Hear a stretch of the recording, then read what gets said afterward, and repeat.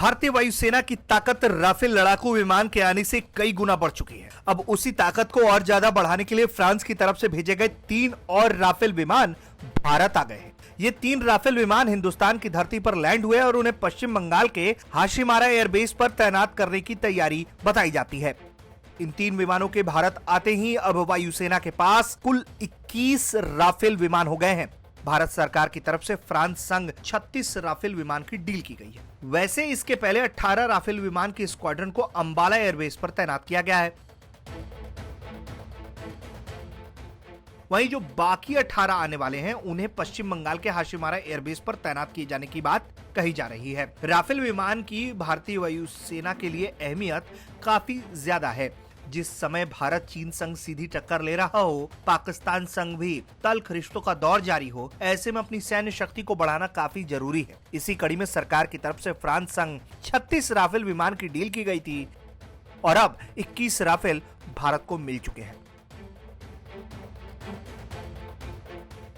ये सभी Rafale fighter विमान Meteor air to air missile से लैस हैं। इसके अलावा इनमें SCALP air to ground cruise missile से हमला करने की क्षमता है। इस विमान की एक खूबी ये भी है कि एक बार में ही 14 जगहों पर सटीक निशाना दाग सकता है। इन्हीं खूबियों को देखते हुए कहा जा रहा है कि इन विमानों की तैनाती से उत्तर और पूर्व में भारत की हवा और जमीन में मारक क्षमता में एक साथ जोरदार इजाफा हो जाएगा।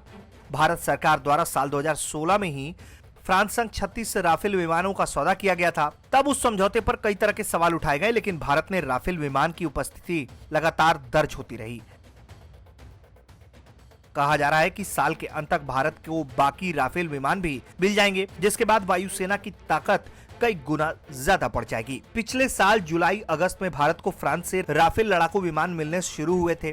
पहले इन्हें फ्रांस में ही रिसीव किया गया, फिर ट्रेनिंग के बाद ये भारत आए। भारत आते ही राफेल लड़ाकू विमान अपने मिशन पर लग गए थे। राफेल विमानों का भारतीय वायुसेना में शामिल होना चीन जैसे पड़ोसी दुश्मनों के लिए एक बुरे सपने जैसा है, खासकर ऐसे वक्त में जब वो अपने बुरे मंसूबों को अंजाम देने की फिराक में है।